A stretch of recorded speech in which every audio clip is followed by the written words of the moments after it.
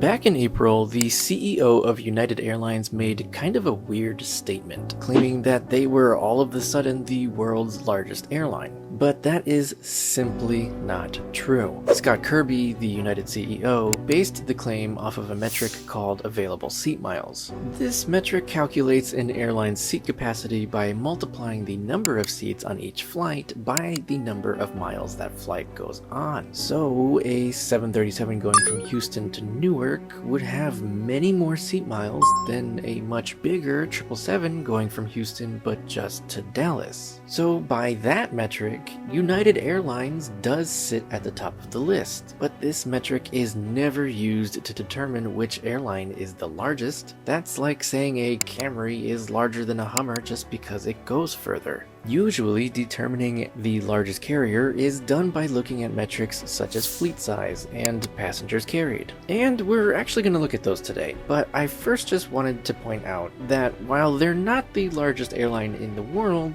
them being on top of this seat miles list is actually extremely impressive, because again, they do have a smaller fleet than Delta and American. The way United got itself on top of the seat mile metric is their international network, within it being the only US airline to serve far out destinations like New Delhi, Israel, Hong Kong, Guam, and others. They also fly long haul to places like Singapore, Australia, and Japan. All very long flights. And the airline is built like this by design. 18.5% of their fleet is just 787s and 777s, but they've also got 767s and 757s that they're constantly flying back and forth across the Atlantic Ocean. For comparison, American's 787s and 777s only make up about 13% of their fleet, and all of Delta's A330s, both old and the Neos, plus their A350s, account for less than 10% of their fleet.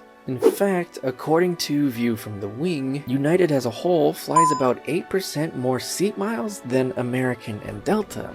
So if we use 2023 fleet data from Wikipedia, we can calculate that on average, a United Airlines flight goes 12% further than the average Delta and American flight. Of course, those are just averages, and different airlines have different routes and different aircraft capacities, but the main point is, this is an impressive metric United has managed to dominate, even if it isn't the largest airline in the world. So props to them. But when it does come to which airline is actually the largest by fleet, well, we just saw it's American, with Delta close on their heels, putting United third. But this ranking will likely change within the decade, because at the time of writing this in June 2023, United Airlines has more planes on order than do American and Delta combined, with United being set to be the only US airline to operate both 787s and A350s.